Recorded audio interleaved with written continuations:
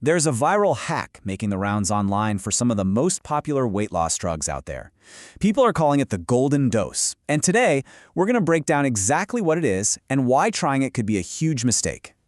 So let's just start with this one number, 586.7%.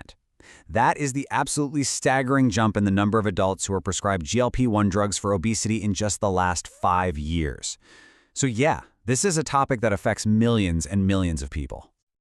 And just so we're all on the same page, GLP-1 drugs are medications you've probably heard of like Ozempic and Mounjaro. They often come in these pre-filled injector pens. And when you have that many people using them, you know it's almost inevitable that someone online would come up with a so-called hack, especially one that promises to make a very expensive prescription last just a little bit longer. And that is exactly where this idea of the golden dose comes from. It's all over forums and social media, but what is it really? Okay, let's dive into the myth itself. What is this supposedly tantalizing extra dose that everyone's talking about? Well, the whole idea is pretty simple. These pens, they're designed to give you 4 weekly doses. But after that 4th shot, people are noticing, hey, there's still some liquid left in here. Online, this little leftover bit has been nicknamed the golden dose. The idea being it's a potential 5th, totally free dose. So that really is the million-dollar question, isn't it? Is this just some lucky bonus from the manufacturer that gives you more bang for your buck? And way more importantly, is it actually safe to use? Let's see what the medical experts have to say about it. So what's the real story here? Well, the truth is, it has a lot less to do with a secret bonus and a whole lot more to do with some very intentional safety design. And this is really where the myth gets busted. Online, you'll see it called a bonus dose, but in the medical world, it has a much more boring but important name, a deliberate safety overfill. Yeah, that extra liquid is there completely on purpose. It's actually a standard practice in medicine. The manufacturers put a little extra in there just to guarantee that you get the full, correct amount for all 4 of your prescribed doses. It accounts for any tiny little bits left in the needle or pen. And there's another reason for it too. It's for something called priming. If you use these pens, you know that little test squirt you're supposed to do before injecting, just to make sure the needle isn't clogged and everything's working right? Well, that's priming. And without that little bit of overfill, that test squirt would actually be eating into your real dose. All right, so now we know why that extra liquid is in there. But what happens if you decide to ignore the instructions and use it anyway? Well, this is where we get into some really serious risks.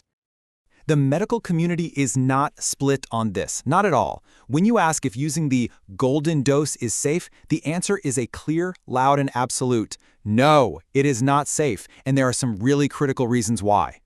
First off, there is absolutely no way for you to know how much medicine you're actually getting. It is not a measured dose, so you could be underdosing, which would make your treatment a lot less effective, or you could be overdosing, which can seriously ramp up nasty side effects like nausea and vomiting. It's a total crapshoot. But the second risk? Well, it's potentially way more dangerous, and that's contamination. As Dr. Schmidt points out here, trying to get that last little bit of liquid out is not a sterile process, and it can put you at real risk for harm. And we're not just talking about a minor risk of a little skin irritation here. Once you introduce bacteria into that pen, it can lead to a really painful abscess where you inject it, and if an abscess like that goes untreated, it can lead to sepsis, which is a life-threatening full-body infection. And you have to remember, the pen itself has an expiration date once you start using it. It's only designed to stay sterile for 4 weeks, or about 30 days.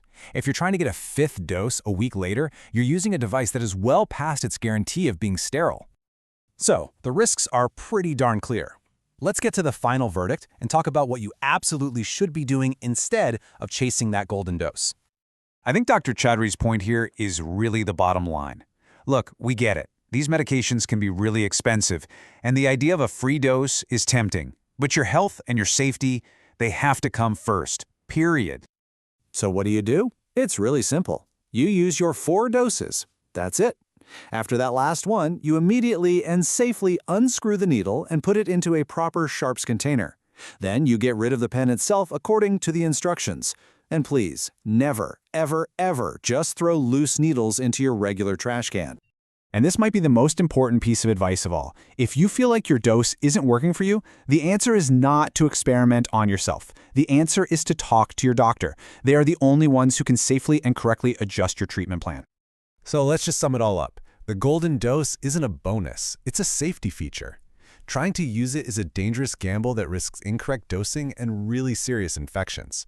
Always follow the instructions for your prescription and for disposal. And if you have any concerns at all, talk to your doctor. And this whole thing really brings up a much bigger question, doesn't it? We live in an age where we look for hacks for everything. Our budgets, our recipes, our productivity. But we really have to ask ourselves, when it comes to our actual health and medicine, is a hack ever really worth the risk?